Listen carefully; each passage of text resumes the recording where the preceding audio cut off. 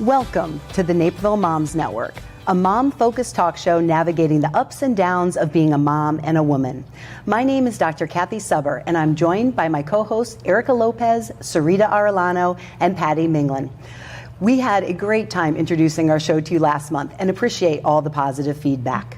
Today, we start off discussing helicopter parenting, a popular buzzword in the mom world these days. What type of parenting style do you think best describes all of you? You know, first and foremost, I like to just say whatever our parenting style is, I think every mom has the good intentions of wanting the best for their child and protecting. I think that where it gets tricky for me, I probably am to some extent guilty of being a helicopter mom. I'm a very engaged mom, but I think it's like that fine line, you know, are you too engaged or not enough engaged? You want to provide your kids with the guidance, the support, but at the same time, as my kids have gotten older, I realize, not to interfere with them learning the essential life skills of learning to be more independent. So I think as my kids have gotten older, I'm adapting to a different parenting style, just to give them a little more independence and let them make decisions. And sometimes things might not work out the way you'd want it to work out. But I think there's something to be learned from failures and disappointments. And it's not easy, you know, for me it isn't, because you want to protect your kids from, this disappointments and failures. So I struggle with that. You know, it's like natural tendency to go fix things for your kids, but then just stepping back. That's so true when your kids get older, because I think you have two kids in college, and so you do want them, they have to, if they have a trouble with a professor, they have to call the professor. That's not for me to call the professor.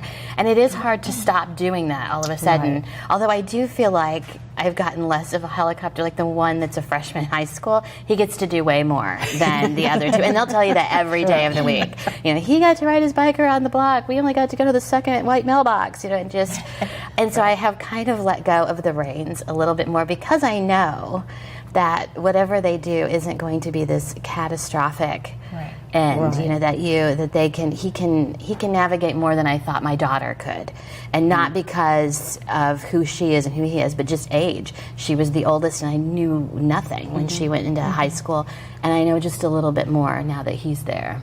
Yeah. Right. Mine are little, so as far as helicopter parenting, they're way too young to go out on their own and go ride their bikes around the block yet.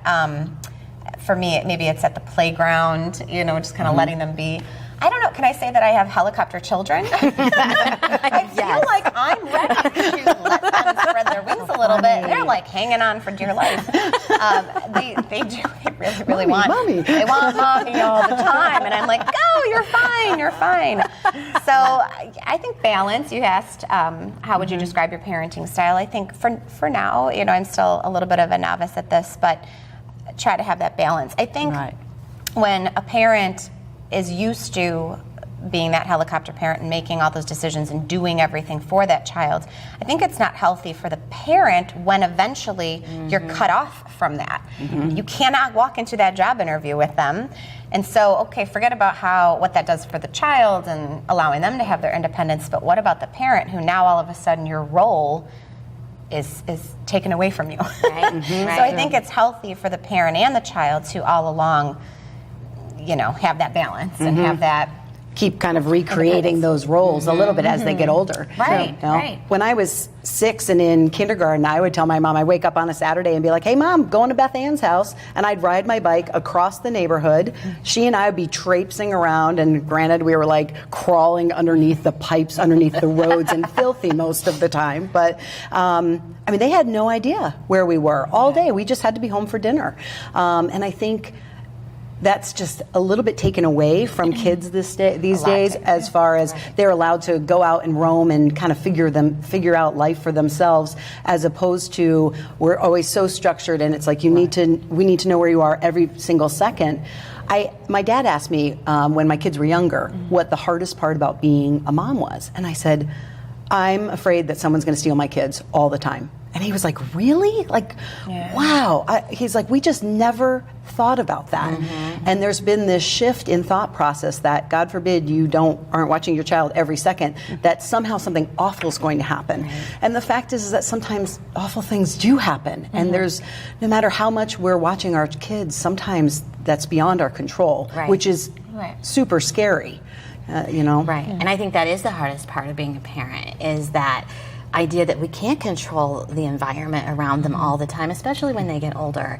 And, you know, I think now we have, when I was growing up and I would be late for curfew, my dad would be sitting in the living room as I would walk in with all the lights off. And when you'd walk in, and my excuse was always, I couldn't find a phone to call you and tell you it's in or, you know, there was a train and we got stuck. And I would have all these great excuses, and he had no idea if they were real or not. But now, my kids, I can track them on my phone. Now, not that I do, children, but I could track them, and I could see exactly, you didn't even leave, you know, Jake's house until curfew or whatever.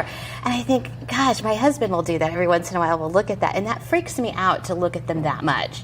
I don't want to know where, I mean, I do, but I don't. It's like, no, I love that I could know where you are, but like you said, I can't control where you are. And you need to make these decisions, and you need to kind of sometimes face consequences that I can't control.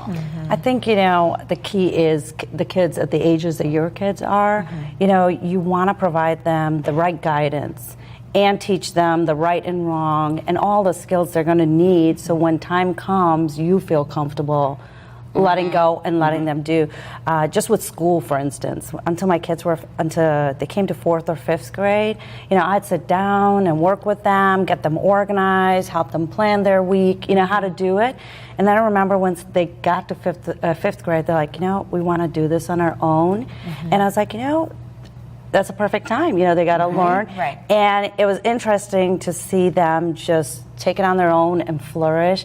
And I didn't have to tell them, but they were organized, planned their week, and planned ahead. So some of the things you teach them as a child, when they're a kid, will then make it that much easier for you to step back, because you have more confidence that you've taught them everything they need to know to step back.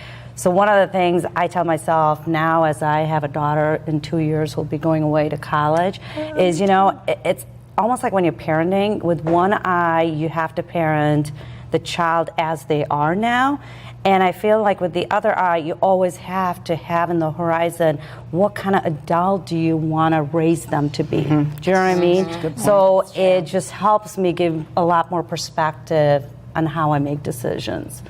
Keeping that in mind. Do I want them to be an independent adult who can make those decisions, can cope with failure and disappointment? So I have to step back and keep reminding myself. And helicopter parents have always existed, even though perhaps we're more aware of situations that we fear. You know, even as simple as, I always remember when I grew up, the children whose parents did their homework, right? And then they come and their project is perfect, and you think, oh, come on, you know, that wasn't theirs. And I will say, you know, myself growing up, I have a picture in my head of a science project I did, and it was spar varnish versus lacquer. My grandfather worked with wood. Yes, I know, not typical. But my memory is of the threefold board and the cue being completely off center. So the cue was like this. And I remember that board, and I say to my mom, how did you let that be? I mean, just one little tilt. And she said, it's your project. And if you thought it was done, it was done. And I thought, I don't know if I could do that, because my daughter's 6 and we do a scrapbook together, and I'm like, oh, the sticker's not symmetrical. So it takes a lot to sort of step back and really let them do their own thing. And I think even my daughter said when we were doing the scrapbook, this is my scrapbook, this is my project. And I thought, you're right. So I left her for 10 minutes, and I came back, and she did it exactly how I would have wanted. But she thought that she had reached that conclusion, and I thought, you've done something right. Look at that. See? I left her alone. I wasn't breathing in her face, and she got it right anyway. That's what you want, right? That is That's true. funny. And that is, I think that's, so you just made that comment about how it's the way you would have done it. Like, how would we let our kids do something that's not the way we would have done it? And I think a lot of times with helicopter parents, we want our kids to be the way we were, or to like the things we like, or to do it. And I remember when my daughter was just starting high school and she was going to her first homecoming, and all of her friends came over with their dresses from the mall, and everybody was talking about it, and I was in the middle of them as if it was my homecoming, like, oh my gosh, and what jewelry are you going to wear? And I walked into our kitchen, and my husband said, you know, not everybody wants to be prom queen. Like, your daughter isn't going down the same road that you're. I'm like, no, but they do, don't they? Like, don't they want to do the same things I wanted to do? And they don't. My kids are completely different kids than I was when I was in high school. They want different things, and being able to step back and letting them know the skill sets they need, but letting them do what it is that they're going to do with whatever it is they want to do, and not step in and say, but when I was 16, I really wanted to be, you know, a class officer, don't you? No, I don't. Not in any stretch of the imagination. Right. I think sometimes it's the peer pressure too. You know, if everyone is being a helicopter mom, then you feel like your kid has to Slacker keep up. mom. Do you know what Yeah. I mean? True. So sometimes it's a peer pressure, and in high school you feel like the stakes are so high. You know, like you let the kids make their own decisions, but that can impact the rest of their life. You know what I mean? So that's like the tough. Yeah. I saw a blog post one time, and it talked about lighthouse parenting. And as I read it, I thought, oh, I think this really defines what type of mother I think I am. I'm really not on top of them. I haven't gone to a parent-teacher conference in so many years, because they're good kids and they do well in school, and it always just seemed like they were telling me the same thing, which was great. But it was talking about how you're a lighthouse. You're always there. You're shining your light around them, and they always know where to find you when they get into trouble or they need guidance. And I thought that was really nice, right? You're not totally backing away and not being a part of their lives, or not helping them out, or not doing some of the things that technically a helicopter mom would do. Right. But you're being that guiding force that is always constant for them, which is so important for that stability in your kids' lives. And And things that like will stick with them, because the one thing we have told all of our children, especially the ones that are in college, is no matter how bad life gets, no matter how much you think you've screwed up, come back home, and we'll figure it out. There's never a time when you can't see that light and be surrounded by it. Like it's, and we always want them to know that, because life's hard. Yeah, no, it's great. It's great. How you parent is an individual decision and something that can be challenging to figure out. We hope your style is working well for you. We'll be right back with more of the Napeville Moms Network.